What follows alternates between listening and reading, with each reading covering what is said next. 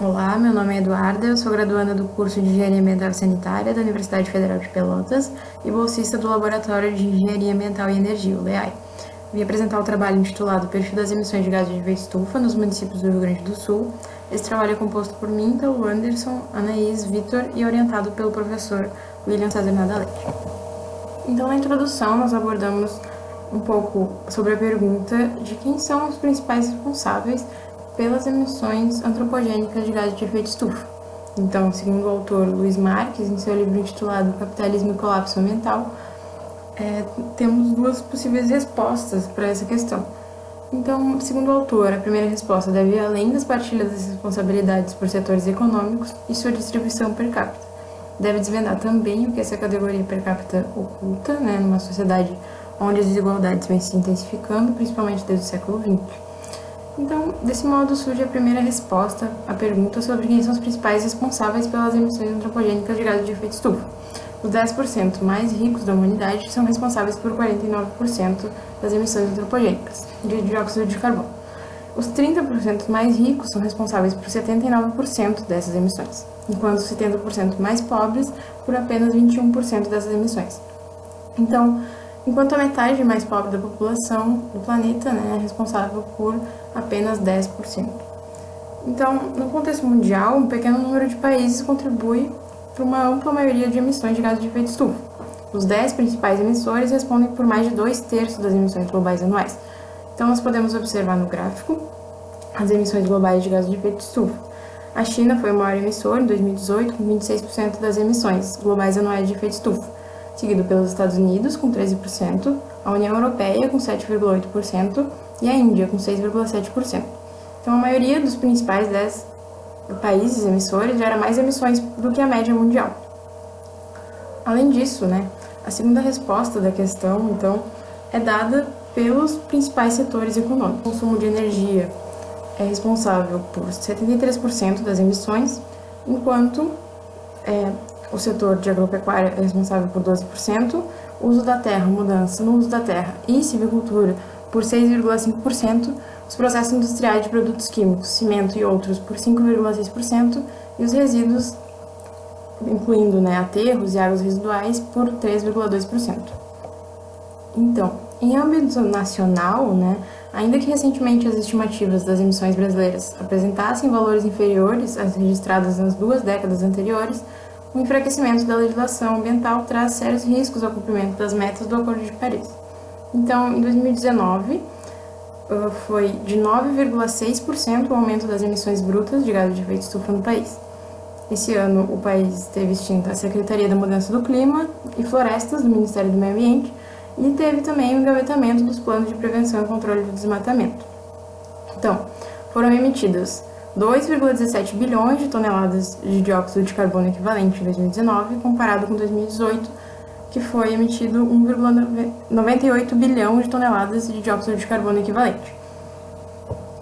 Então, as mudanças de uso da terra, devido ao desmatamento principalmente, seguem sendo os principais responsáveis pelas emissões do Brasil, respondendo então por 44% do total. Então, desde a regulamentação da PNMC, lá em 2010, as emissões desse setor cresceram 64% no Brasil, descumprindo a meta de reduzir o desmatamento na Amazônia em 80% em 2020, comparado à média de 96 a 2005, Então, além disso, o desmatamento, em especial na Amazônia, teve impacto significativo no que tange o crescimento dessas emissões no último ano. A quantidade de gases de efeito estufa lançadas pelo setor da mudança de uso da terra subiu 23% em 2019, atingindo 968 milhões de toneladas de dióxido de carbono, em contraste com 2018, que o valor foi de 788 milhões. Então, isso significa que após 10 anos de política do clima, o Brasil ainda tem o mesmo tipo de curva das emissões diante da adoção da política. Então, a expectativa de que na década que se iniciava o país fosse ter uma trajetória de emissões mais próximas dos países do norte global, com forte redução no uso da terra e o setor da energia dominando a curva, não se concretizou. A agropecuária encontra-se, então, em segundo lugar, com 598,7 milhões de toneladas de dióxido de carbono emitidos em 2019, um aumento de 1,1% em relação aos 592,3 milhões de toneladas emitidas em 2018. Então, as emissões diretas do setor representaram 28% do total de gases de efeito estufa do Brasil.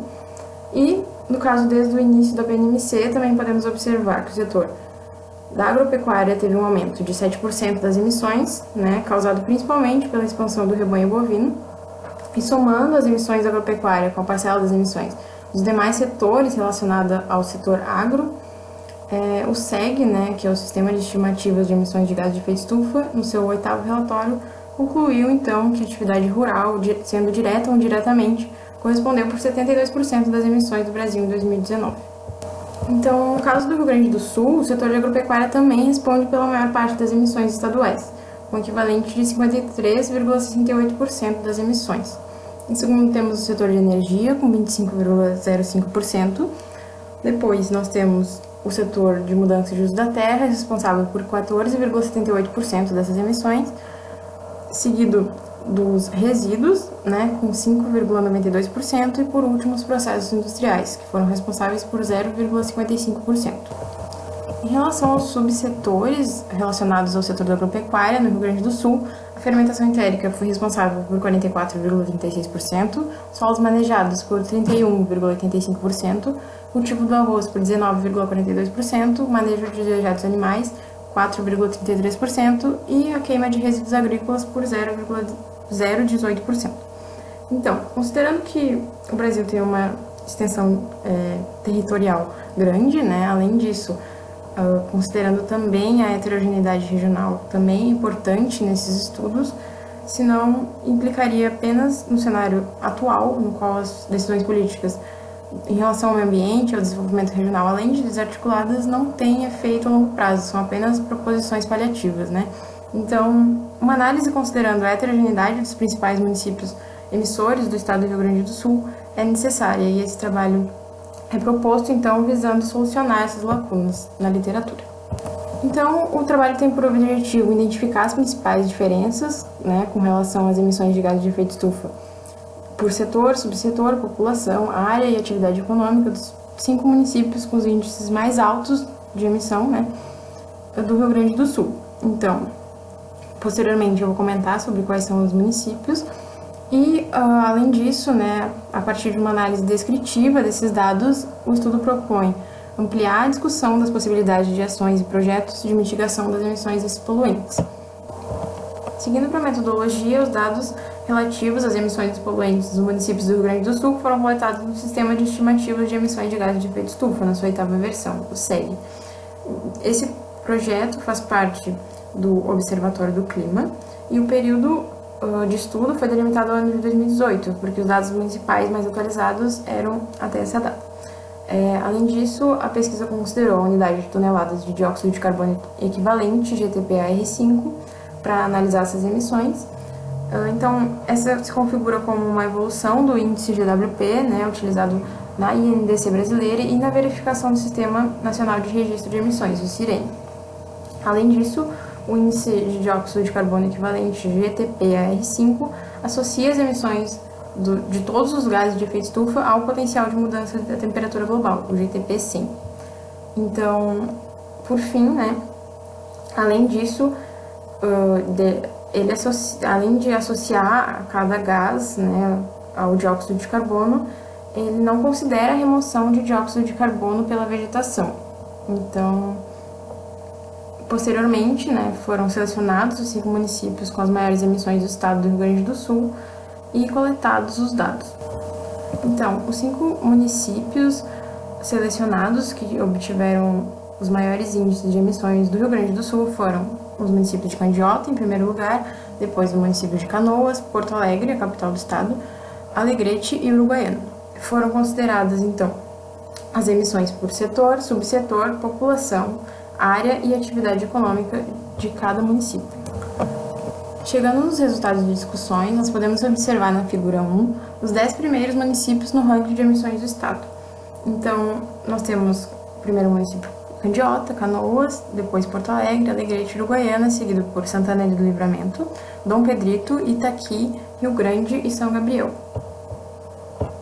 Então, nessa figura, nós podemos observar um destaque dos municípios de Candiota, com 2,78 ENA mais 6 toneladas de dióxido de carbono equivalente, Canoas, com 2,61 ENA mais 6 toneladas de dióxido de carbono equivalente, Porto Alegre, com 2,55 ENA mais 0,6 toneladas de dióxido de carbono equivalente, Alegrete, com 1,87 ENA mais 6 toneladas de dióxido de carbono equivalente, e por fim Uruguaiana com 1,80 ENA mais 6 toneladas de dióxido de carbono equivalente emitidas nesse ano. Na tabela 1, nós podemos observar as emissões por população e área municipal, e de acordo com essa tabela, em relação às emissões por habitante e área, a cidade de Candiota mostra os maiores índices, totalizando 2,93 ENA mais 0,5 e 2,92 ENA mais 0,5, respectivamente, né, de emissão por população e depois emissão por área.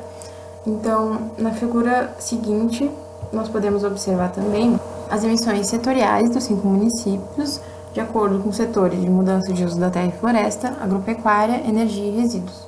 Então, a energia e a agropecuária seguem sendo os maiores responsáveis pelas emissões dos municípios do Rio Grande do Sul.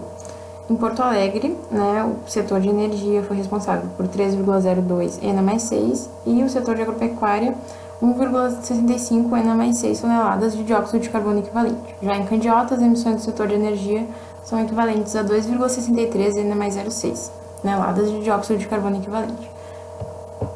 Desse modo, na figura 3, nós podemos observar as emissões subsetoriais de gases de efeito estufa. E no que tange os subsetores, né, as emissões pela queima de combustível representam 2,38 ENA mais 0,5 toneladas de dióxido de carbono equivalente do total, sendo a maior taxa, então, seguindo pela fermentação entérica, cultivo de arroz, resíduos sólidos e, por fim, nós temos no próximo gráfico as emissões por atividade econômica. Então, nesse gráfico nós podemos observar que o maior índice de emissões de gases de efeito estufa por atividade econômica em Candiota está relacionado à produção e consumo de energia elétrica, que é equivalente a 2,61 ENA mais 0,6 toneladas de dióxido de carbono equivalente. Esses altos índices, né, no município podem ter relação com a termoelétrica Ouro Negro, que foi construída numa região de crise hídrica para abastecer os municípios de Candiota, Pedras Altas e Bagé.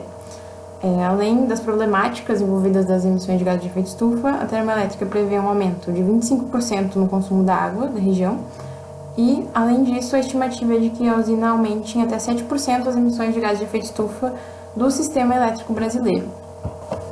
Concluindo, então, os resultados indicam que a atividade econômica com maior emissão de poluentes, levando em consideração os 5 municípios do estudo, é a agropecuária, responsável pelo total de 3,55 ENA mais 0,6 toneladas de dióxido de carbono equivalente. Além disso, né, o setor de energia elétrica foi o segundo maior responsável, com 2,90 ENA mais 0,6 toneladas de dióxido de carbono equivalente, seguido pelo setor de transporte, com 2,50 ENA mais 0,6, produção de combustíveis 1,24 ENA mais 0,6 e saneamento 1,10 ENA mais 0,6 toneladas de dióxido de carbono equivalente. Então, a diminuição da poluição atmosférica resultaria numa melhora tanto da saúde da população como numa redução de custos relacionados às doenças respiratórias causadas, né, pelas emissões desses poluentes. Além disso, a fim de estabelecer uma gestão urbana sustentável, além das medidas citadas anteriormente, o aumento dos recursos para pesquisas científicas é essencial, porque contribui de forma positiva, né, para o combate e adaptação às mudanças climáticas. E, por fim, a presente pesquisa colabora, então, no sentido de ampliar a discussão de ações e projetos alternativos de mitigação das emissões de gases de efeito estufa, encorajando, então, uma transição energética sustentável para uma economia de baixo carbono nos municípios do Rio Grande do Sul. Essas são as nossas referências bibliográficas. Muito obrigada.